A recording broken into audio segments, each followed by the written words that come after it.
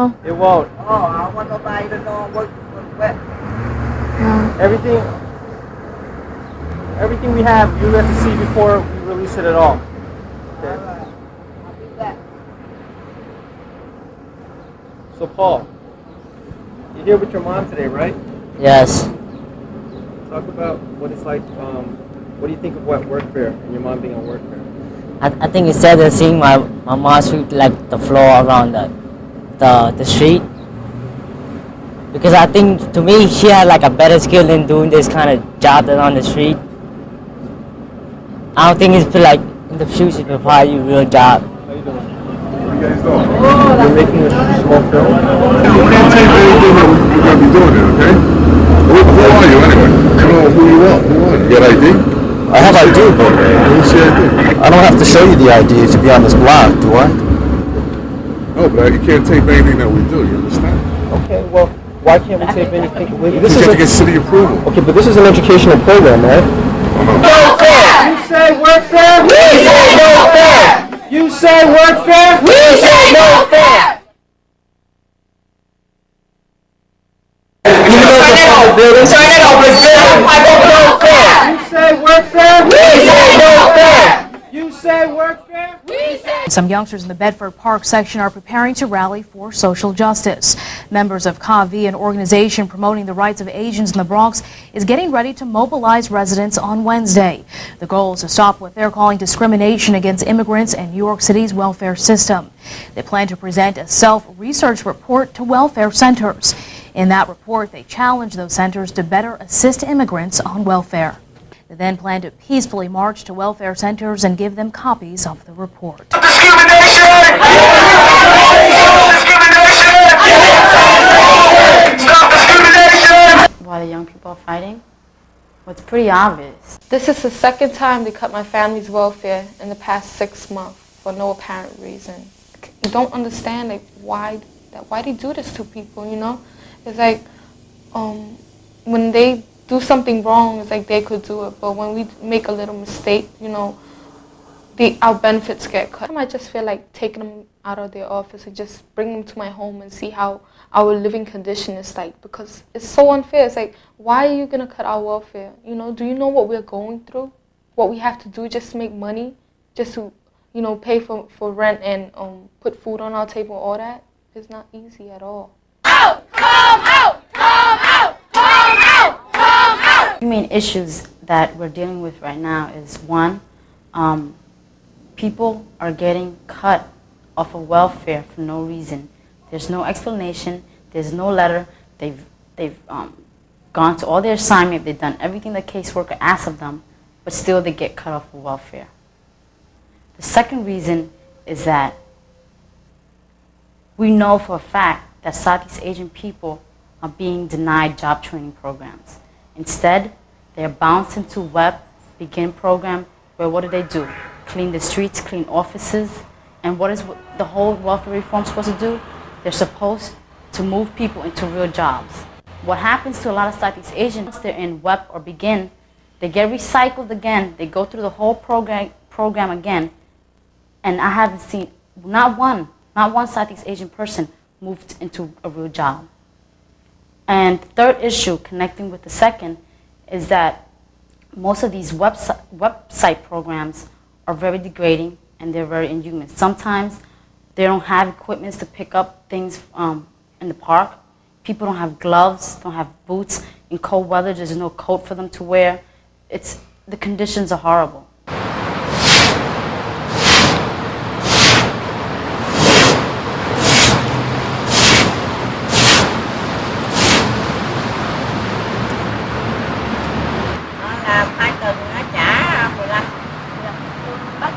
She works here and the park, I think a couple of us down and the other park. Well, the young people of this community is making documentation because they're sick and tired of their parents' civil rights being violated every day at these centers, at these websites. They're sick and tired of translating for their parents, of going to do the same thing with the caseworker every time and getting no result. They're sick and tired of seeing their parents devastated, worrying about how are we going to pay the next rent? Or who gets to eat what food? This is my house. The living room and the kitchen is really big, but you'll notice that there'll be not enough furniture. And one reason is my parents can't afford to get furniture or to buy anything. They don't have no money left because we are on welfare. And welfare is not good enough. So right now I'm going to show you guys what my parents do and my whole family do for a living. Before we go in, I just want you to know that this is a very embarrassing moment for me right now. And let's see how it's like to go inside an apartment of people where there's 9 people living there, and what do we do for a living. Hi, this is me, Roth, again. We're about to enter my house, so let's just step inside. Well, here's the kitchen that you guys see. My mom is still sewing bow, and she's talking to a friend on the phone right now. That's my mom. That's my kitchen. That's what you call an air conditioner back there. And there's another machine, and another machine.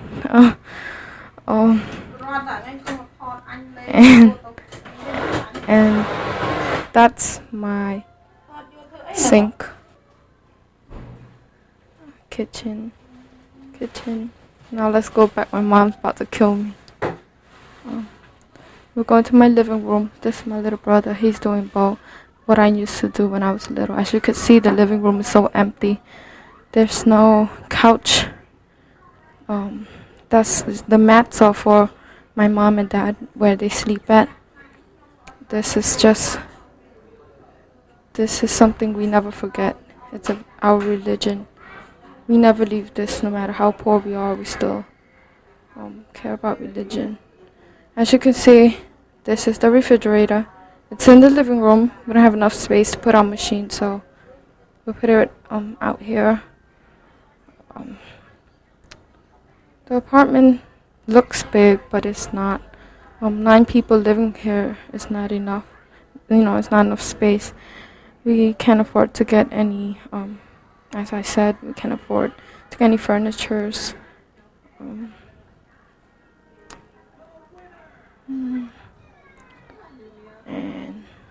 this is what we gotta live through because we're on welfare. And they say welfare is supposed to help us, and it's not. It's not at all. Because if it was, we wouldn't be living in this type of conditions.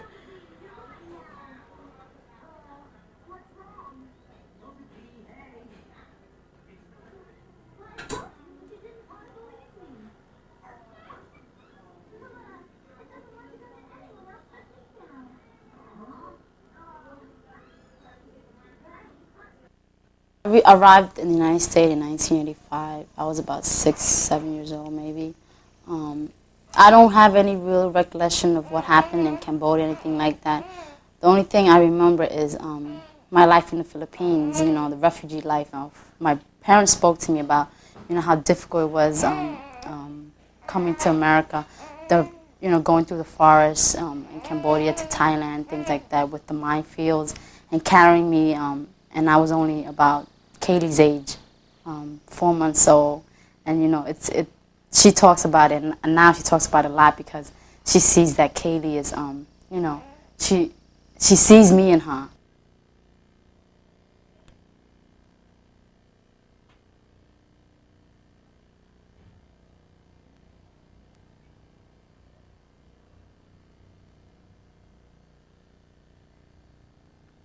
Well, if there were ever a program that was about inserting people into urban and rural poverty, Southeast Asian refugee migration is that program. The Southeast Asian community of the Bronx, for example, was basically picked up from refugee camps and inserted into Bronx poverty. Now I'm gonna show you how the East Coast rocks. Now I'm gonna show you how the East Coast rocks. I'm gonna show you how the East Coast rocks. I'm gonna show you how the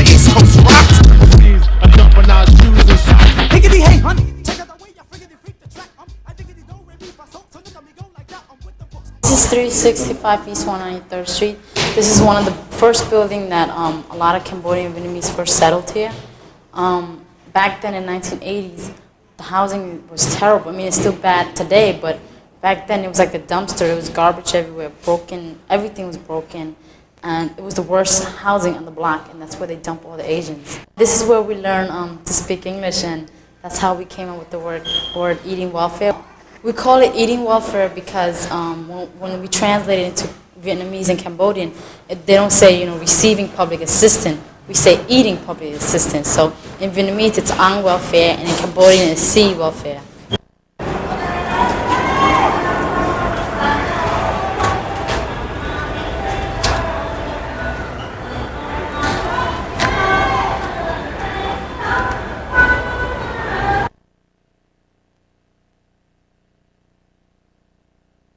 Like here in 193rd, I think are like these are the major buildings where the pioneer building where, you know, Cambodians and Vietnamese, you know, settle in. And many of the apartments out here are broken down, bug infested, rats infested, and you know, they face all type of degree of bad housing.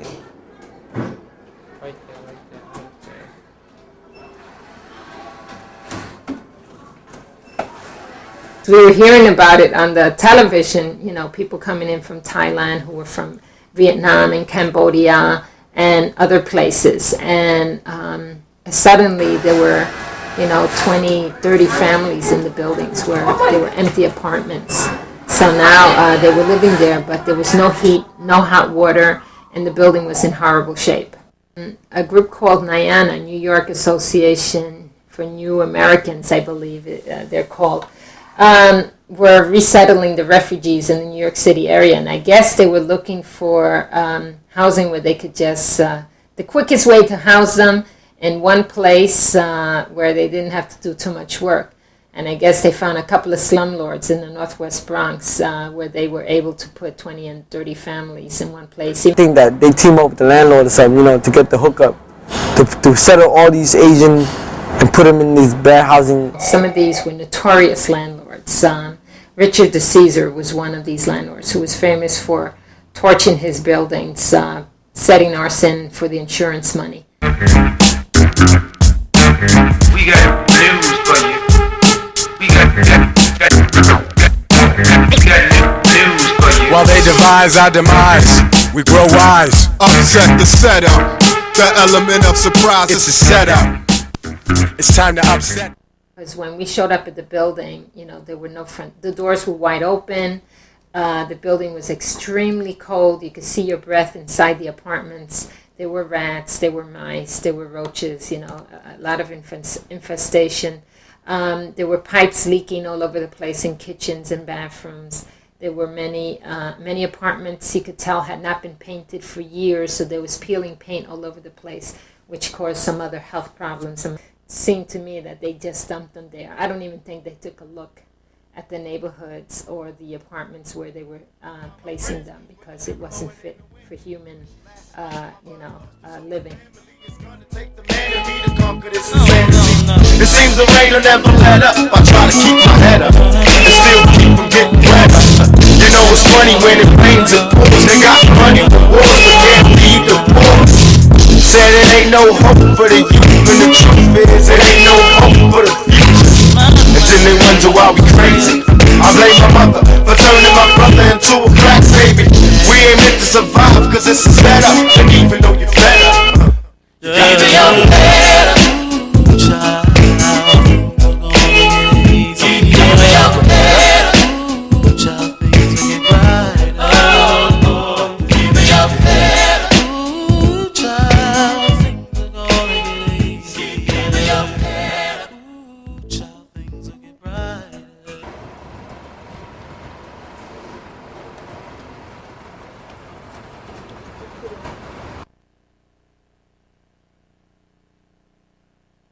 Rồi hay ngồi chỗ khócច្បាប់để khảo đăng năng kịch bật để chuẩn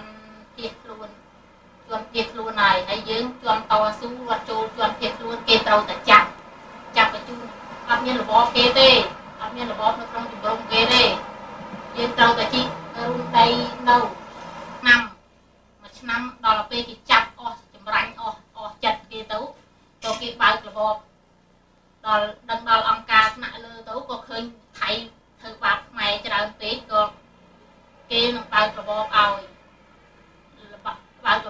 ក្នុងមួយឆ្នាំហ្នឹងមកវេទនាខ្លាំងដែលបានរបបមកក៏ធូរបន្តិចមកបានដល់អាមេរិកហើយក៏ថាផុតការលំបាកហើយចិត្តអីក៏ផុតស្បើយប៉ុន្តែវាមិនផុតទៀតដល់ពេលគេរត់បាត់ចឹងទៅក៏អត់មានលុយអត់មានកាក់អត់មានលុយអត់មានកាក់អីទេហើយគេផ្ដាច់ឲ្យ welfare ទៀតគេផ្ដាច់ឲ្យ welfare ហ្នឹងអត់អីហូបទេបានអ្នកជិតខាងឲ្យតិចទៅហើយរហូតកូនទូចទៀតកូនពេលកូនចូលរៀនអត់មានលុយទិញខោកូនចូលរៀនទៀត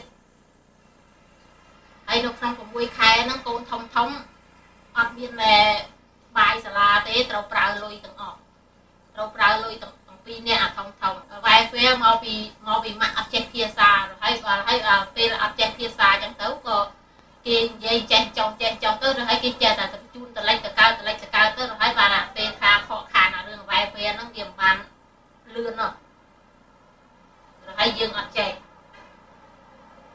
Many people ask why Southeast Asians are still on public assistance after 20 years here in the United States. Well, there are two answers. First, in the early 1980s, Congress did pass a few Refugee Assistance Act to help Southeast Asian adjust to their new life in the United States. But before those programs were actually helping, they were dismantled and many Southeast Asians are abandoned. And the second answer, unlike the Chinese and the Korean community who came progressively, the Vietnamese and the Cambodian came during the 1980s, and they didn't really have an established community to help them adjust and find jobs. With the end of the Refugee Assistance Act came a series of Welfare Reforms Act. And the Welfare Reform Act is simply taking away people's benefit, especially those who need it most. The most vicious Welfare Reform Act was the Personal Responsibility Act. No justice, no peace. No justice, no peace. No justice, no peace. Y nosotros estamos aquí para condenarlo para su sistema bien racista que tiene. The Personal Responsibility Act was signed in 1996 by Bill Clinton, and basically what that did was give a 5-year term limit to mothers, women, and people on welfare to receive cash assistance.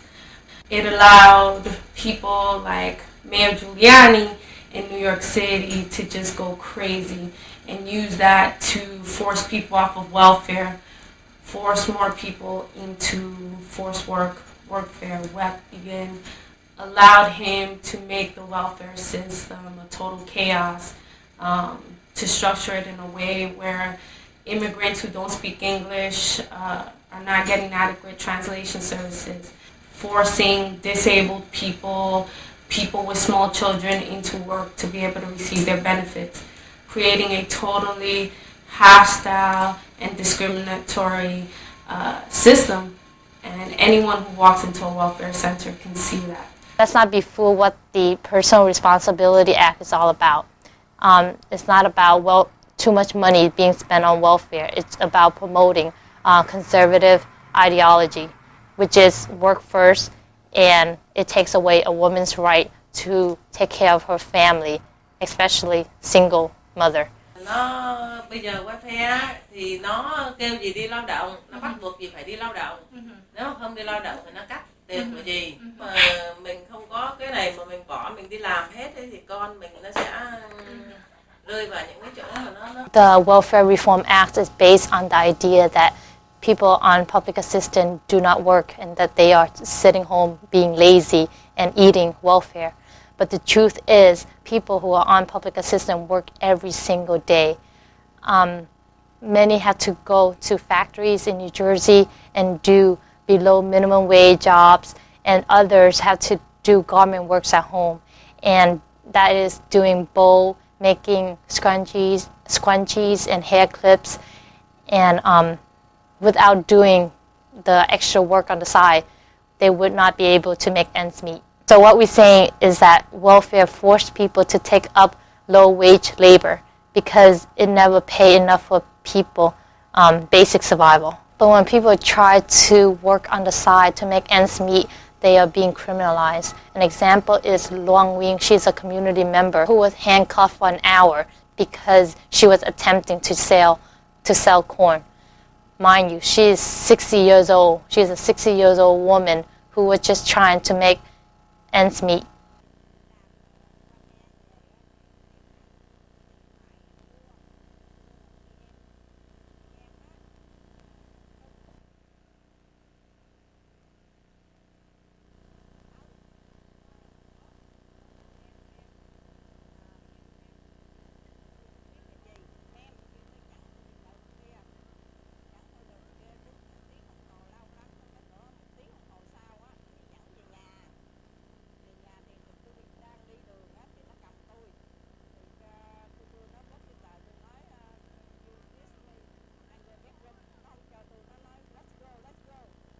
When welfare reform hit the Bronx, it hit us like a ton of bricks. We were originally doing housing organizing, even though this community is 75% welfare dependent. And we went around, we talked to people about their housing conditions, but the first thing they told us was, hey, we can't worry about housing because we can't even pay the rent. Our welfare just got cut. So this happened immediately after the signing of the Personal Responsibility Act, and it forced us to move directly into welfare rights organizing. We had to change our strategy. We had to respond to what people were saying, and what they were saying was welfare reform was killing them.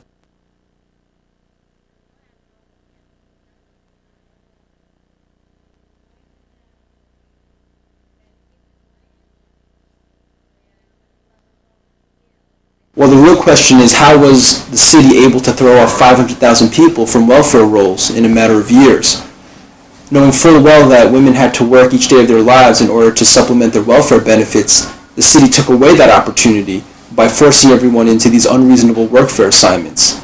Secondly, they just threw people off of welfare without any explanation and made it very difficult for them to gain their benefits back through legal channels. And finally, they simply denied applications and access to benefits to many non-English speaking populations. In these instances, many immigrant children had to serve as translators and welfare advocates for their parents. I know many other kids gone through the problem I face. Is that every time I have to go to the welfare office, I have to go with my mother to translate. Every time I go, I might be out for a day of school. I hated going to translate for my mother actually, because when we meet the caseworker, I would never actually understand what she's talking about. And also, even if I know what she was talking about, I wasn't able to communicate with my mom, and it made it really hard.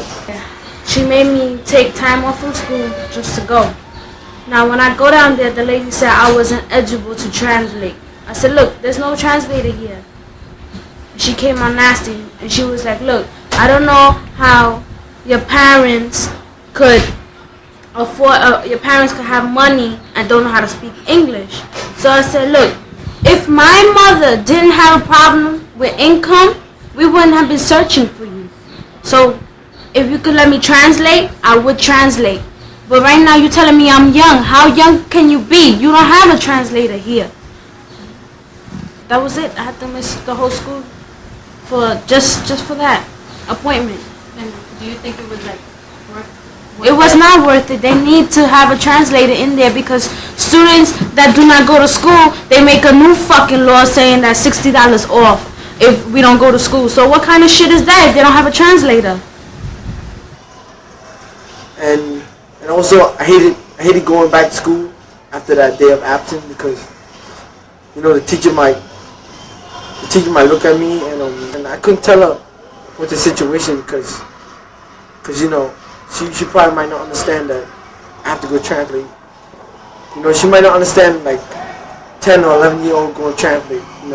She would think my parents gonna be idiots or something.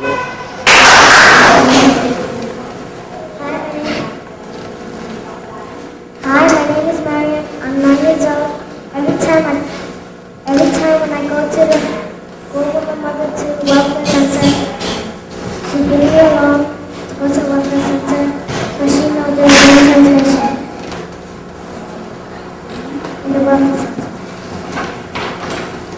It's hard for me to translate for my mother because I don't speak much Cambodian. I miss school because I had to go and help my mother out with translation. Well, HRA is supposed to provide language interpretation services at the welfare centers, but as anyone who doesn't speak English can tell you, that just doesn't happen. When a civil rights complaint was filed against HRA, they responded by developing this language interpretation directory. Now, this directory could be used by clients or by caseworkers when the need arose. We thought this was an interesting plan, so we decided to test out this directory. This is the list of organization or like groups of people that if a person goes to the welfare center and if she needs translation, they would just call this and get translation. And I want to know if this thing works, you know. I'm about to test it out right now. My mom, she needs a translator because she has an appointment with the welfare center tomorrow. I can't help you, ma'am. How come? Department of Immigrant and Refugee Services. Well, they send me here. How did they send you to an Immigrant and Refugee Services? I don't know. I was just talking to them and then they just faxed me over here.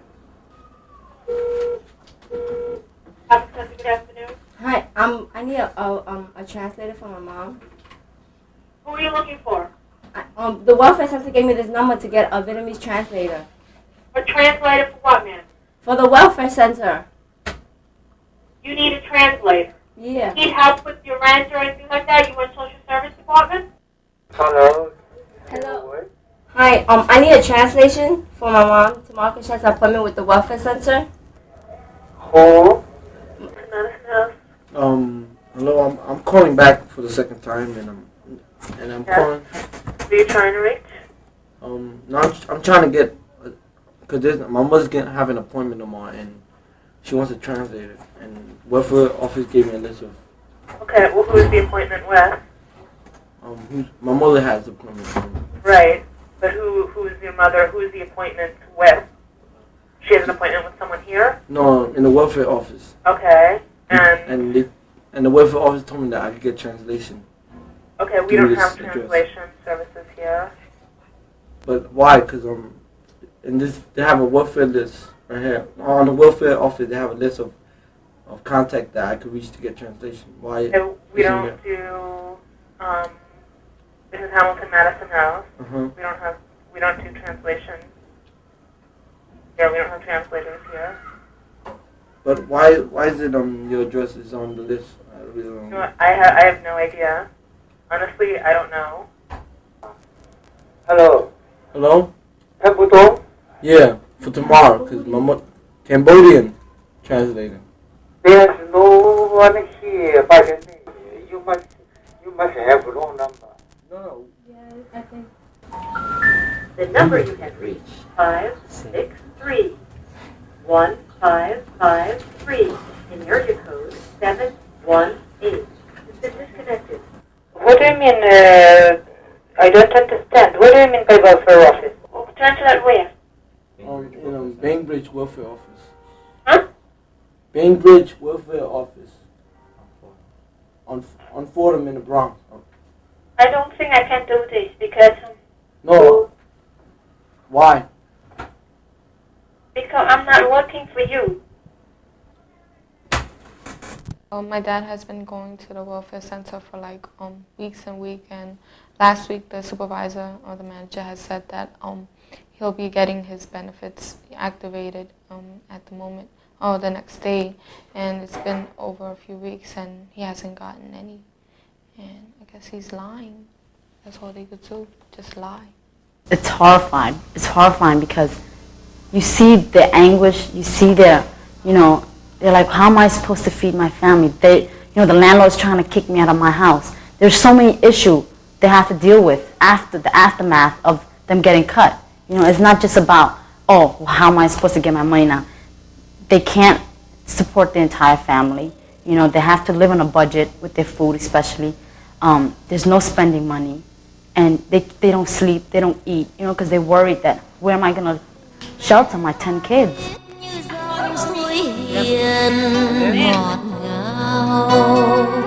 Lời mẹ êm ái như đồng lúa chiều rì rào, tiếng ru bên thềm chẳng cả rơi bóng mẹ yêu. Phải cần phải có cái sự giúp đỡ của welfare cho mình chăm sóc con cái cho nó nên người. Nếu này vậy là đi thành 2 lần rồi đó. 2 lần hả? Nhưng mà chứ còn mấy lần trước là nó bảo là bây giờ luật của nó luật khác thế nào gì cũng không biết nữa, nó bảo luật khác bây giờ phải đi đưa con đi lên cái chỗ gì đó, kêu phone lên cái chỗ đó rồi xin đi bác sĩ chỗ nào đó. Thì dì về dì cũng có nhờ chỗ kêu đấy nhưng mà bảo là không có. Khó khăn lắm. Tại sao?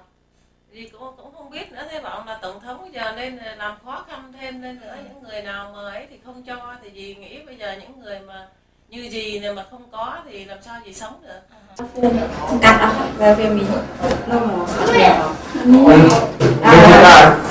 đây, thử thay áo cái cạnh đó, cắt đi ngày đồng bảy, hai bảy cho ở lên chun mình thì đâu.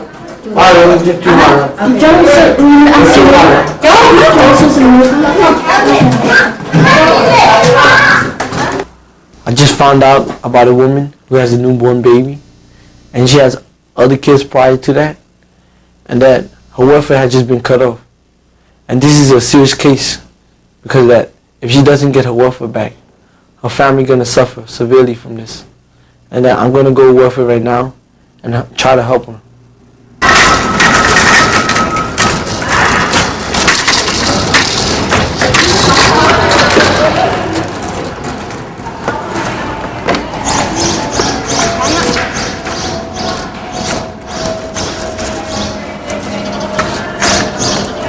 I think that Gianni and HIA should be ashamed of themselves.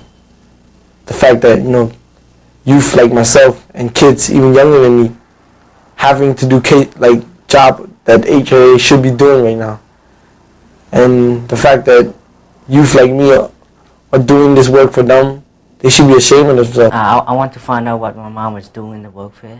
That when I get there, I see it was a terrible job for her. She couldn't communicate with her caseworker or people she worked with.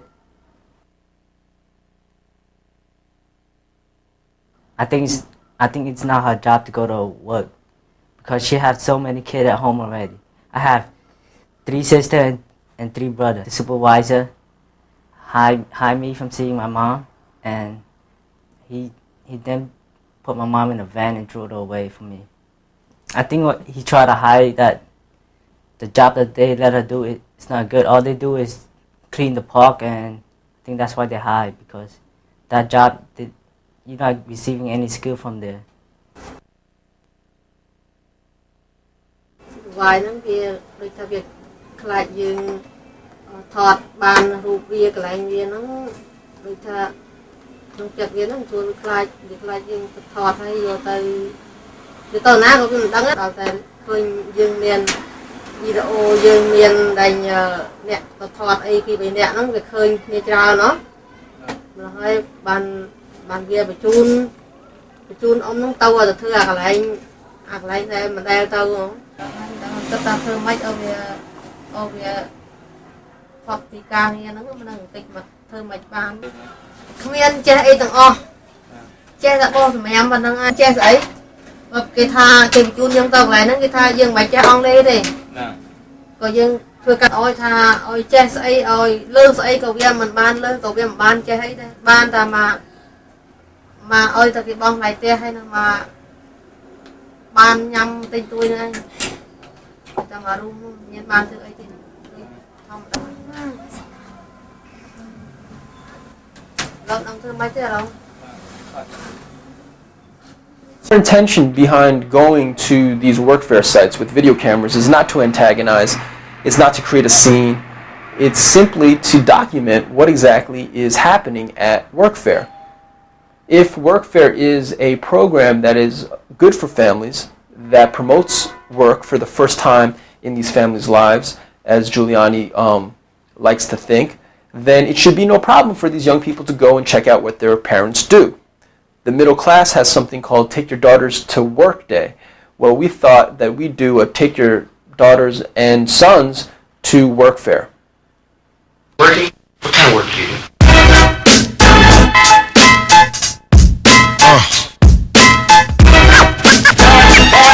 What is it you want to do when you grow up? Hey yo, I'm gonna be a tenor.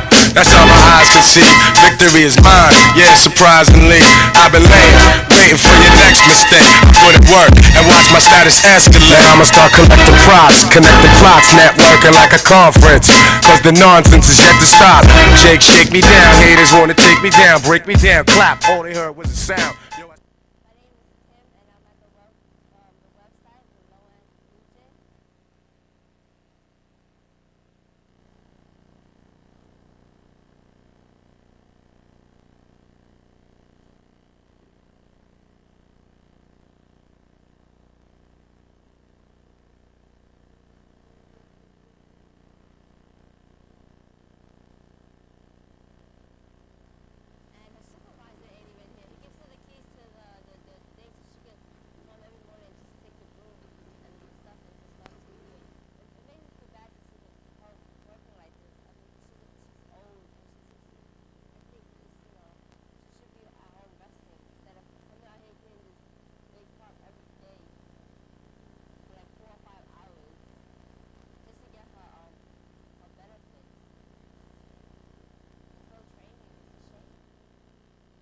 Welfare's cheating us on making us do housework and doing it in the street.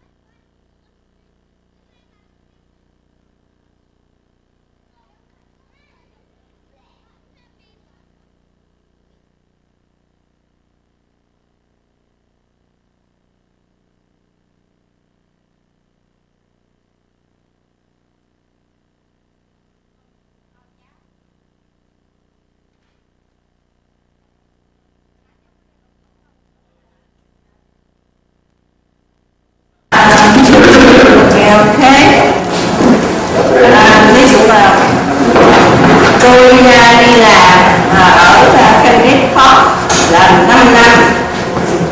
5 năm rồi mà nó không cho tôi ăn tiệm quốc tế, mới cho tôi ăn được mà tháng 4 bắt đầu tháng 4 tới bây giờ. Oh, I'm not going to use the microphone. She has been working for 5 years in Kingsbridge, and the welfare didn't give her food stamps until like April, which is last April.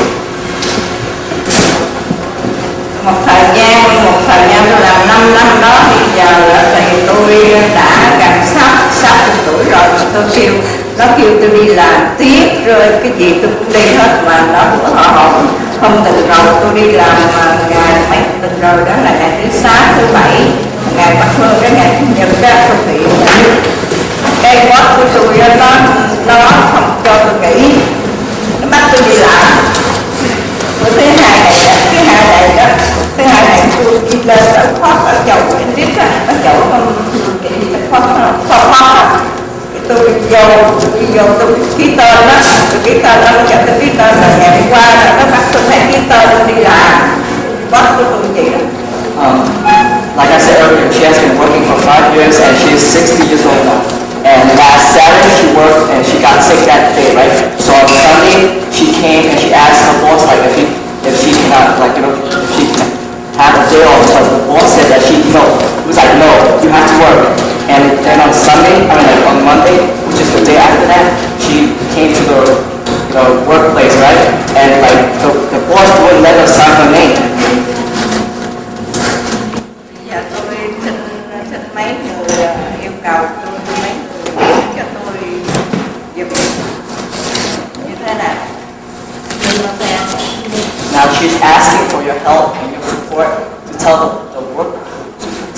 the people in charge of welfare, to give people like in her situation, like over 60, to have welfare, like and not to work every day.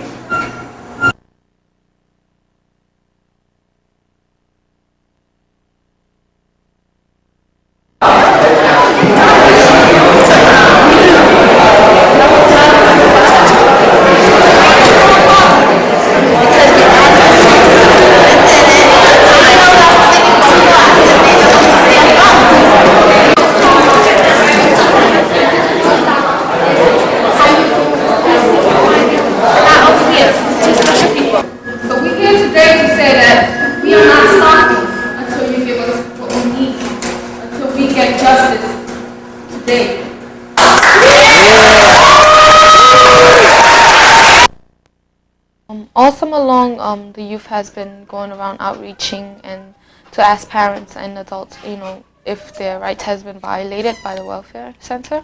So on August 23rd, we're gonna do an action. We're gonna actually go to their place and knock on their door and ask them what they're gonna do for us. They've been promising us so many things, yet they haven't done nothing. The main office, that's where the director is at. Okay. I'm gonna go plan B, right? Hey, if plan A doesn't work, you do this plan B. You know what I'm saying? The last team that's going in, the wild one, gonna hold the door open, and the rest, everybody else gonna start walking in. Running in. Yeah, I mean, you'll all start bumping and go inside. Because one security guard cannot stop these 50 people. 50 or 30 people. One security guard can't stop them. Right here. Right here, they're gonna be right here, I think, right?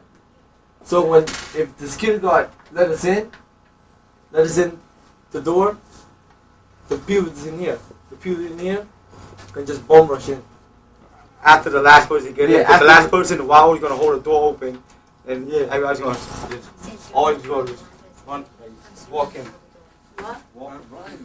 Run. After everybody start bum rushing, whatever, we get in, right? So we just gonna do a sit-in. That's plan B. Plan B is a sit-in. And we just gonna block everything so they can't, you know what I'm saying? So business can't run. Plan B doesn't work. We got plan C. It's a fat picture, Plan C, you know what I'm saying? We just 20 don't let us in, and then none of us got in. You know what I'm saying? And we just gonna be outside doing a rally. So the last plan is a rally. You know what I'm saying? We just go run everybody up, whatever, and we just, you know what I'm saying? They start chanting, making so much noise. You know what I'm saying? That they would, you know what I'm saying? They would just agree with us. Yeah, so you loud people, you better start screaming at them.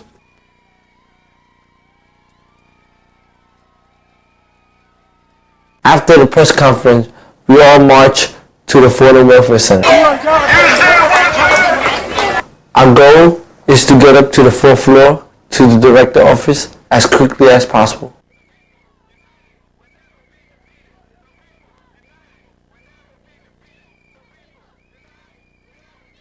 If the business of the center was to abuse people, then we must shut it down, because that's bad business.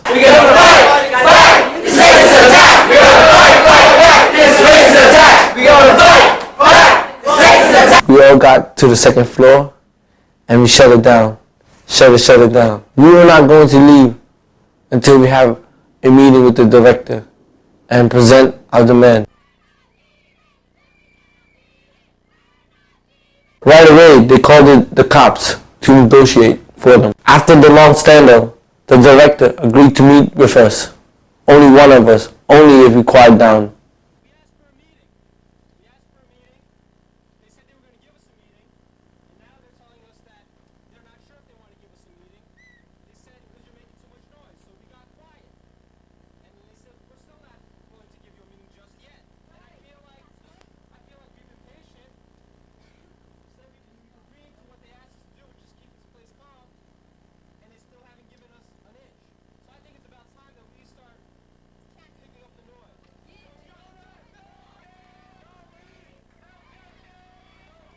Finally, they had to give in, and they had to give us our meeting. We got to be free and live independently. Not having anyone attempting to restrict me, attempting to confine me, to exploit or The main gains that we made after August 23rd were: 1, the center stopped using children as translators. 2, we were able to pull people out of some of the worst workfare assignments in the neighborhood. And 3, and most importantly, we were able to double our membership as a result of the August 23rd action. A lot of the families who came to the action really responded well to what we did.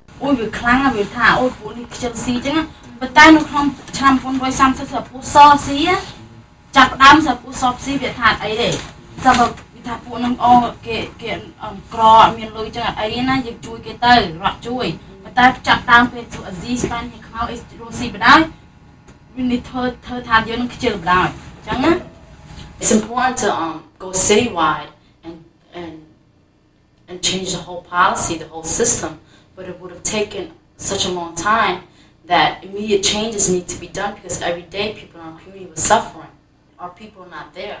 They're there in these local communities, and that's where they need us most, and that's where we need to fight first. They're not like the major decision people. And also they don't have the money or the gunpowder to, like influence like the politicians. They don't have the power to affect the people that's on this side. We also realize that it's important to do work beyond our community. That's why the young people, in addition to working on this documentary, has also been working on a report. This report, also entitled Eating Welfare, shows the many forms of discrimination that our community members face every day in the welfare system, and how HRA has thrown so many of our people off of welfare. Page 3 is the problem. It breaks down into why we did the study. It told that people are getting their benefits reduced, that no job training is occurring, and things like that. Page 4 is the questions we wanted to answer.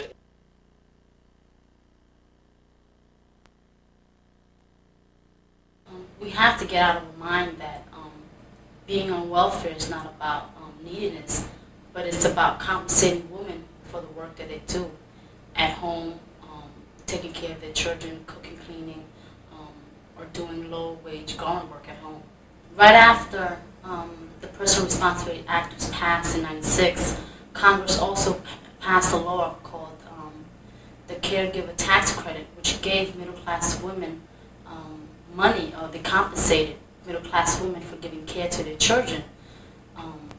It's kind of ironic because on one hand, the PRA punished poor women for giving care for their children, and they punish them by pushing them and forcing them to go on workfare and finding child care outside of their home, even though they want to stay home and provide child care for their children. So what Congress is basically saying is that they recognize caregiving as work for middle-class women, but for poor women, it's them being lazy. We're serious when we say that women should be compensated for the work they do at home, and that's why we support guaranteed income.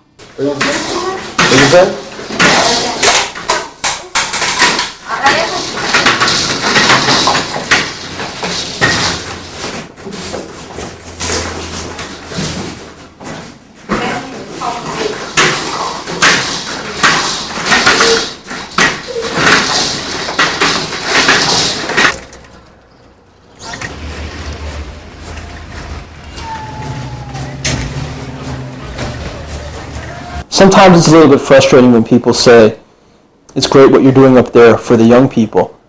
I understand where that's coming from and I appreciate it, but on the other hand, I think it misses the point that these young people have been activists far long before CAAAV got here and will continue to be activists far long after we leave. They have no choice but to be activists because here you have a community, not just in the Bronx but nationwide, of 1 million strong who were basically just dropped here and the federal government wiped their hands clean. What choice do these young people have but to help their communities survive by being advocates at welfare centers, at community institutions, at public schools for their younger siblings? They're activists by circumstance. They're activists by necessity. The reason I do the work that I do, being a community organizer, is that I've seen how my family went through the system of welfare, and I didn't really want other community members, including my family, neighbors, to ever go through that. A lot of people say, why are we going out there? But if you don't organize, who will? We have to make the changes now while we're young, because we want a better environment when we grow up.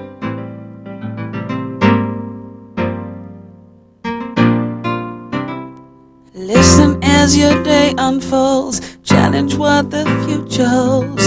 Try and keep your head up to the sky. Lovers, they may cause you tears. Go ahead, release your fears. Stand up and be counted, don't be ashamed to cry. You gotta be bad, you gotta be bold, you gotta be wiser. You gotta be hard, you gotta be tough, you gotta be stronger. You gotta be cool, you gotta be calm, you gotta stay together. All I know, never save the day. Hear what your mother said, read the books your father read, trying to solve the puzzles in your own sweet time. Some may have more cash than you, others take a different view. My, oh my, yeah. You gotta be bad, you gotta be bold, you gotta be wiser. You gotta be hard, you gotta be tough, you gotta be stronger. You gotta be cool, you gotta be calm, you gotta stay together. All I know, love will save the day. Time asks no questions, it goes on without you, leaving you behind if you step away. The world keeps on spinning, can't stop it if you try to. Best part is dangerous, staring you in the face. Remember, listen as your day unfolds. Challenge what the future holds. Try to keep your head up to the sky. Lovers, they may cause you tears. Go ahead, release your fears. My, oh my, eh, eh, eh. You gotta be bad, you gotta be bold, you gotta be wiser. You gotta be hard, you gotta be tough, you gotta be stronger. You gotta be cool, you gotta be calm, you gotta stay together. This country really needs a movement that addresses poverty. In New York City alone, poverty is growing, and yet nobody even wants to talk about poverty.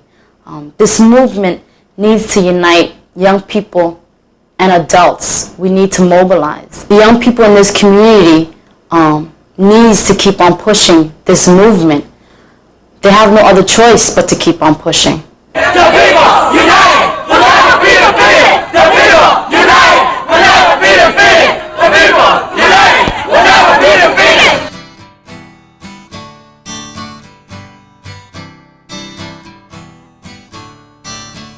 Don't you know, talking about a revolution sounds. Don't you know, talking about a revolution sounds like a whisper. While they're standing in the welfare lines,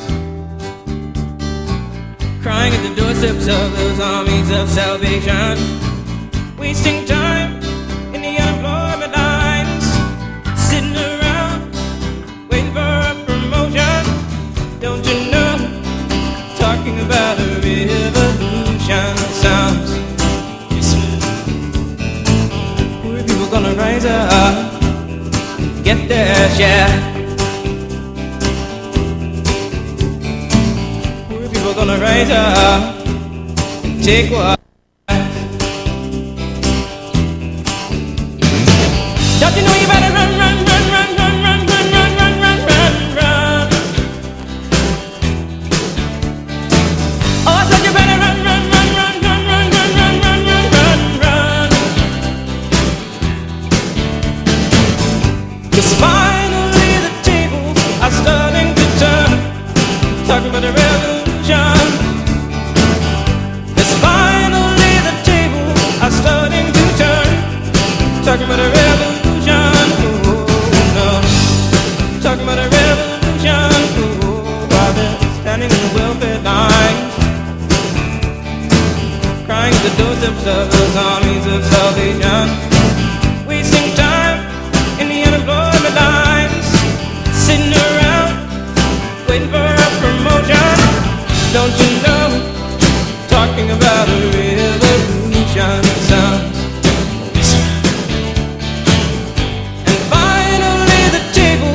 Starting to turn, talking about a revolution. Yes, finally the tables are starting to turn, talking about a revolution. Oh no, talking about a revolution. Oh no, talking about a revolution. Oh no.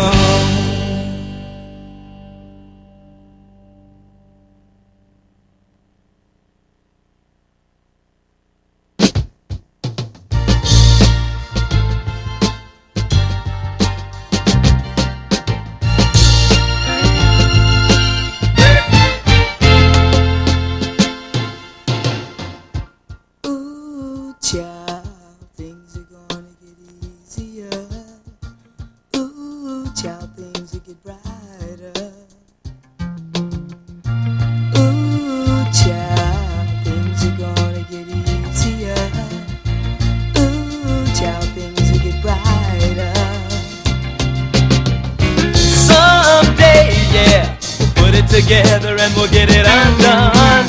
Someday when your head is much lighter, someday, yeah, we'll walk in the rays of a beautiful sun. Someday when the world is much brighter. Ooh, child, things are gonna be easier. Ooh, child, things will be brighter.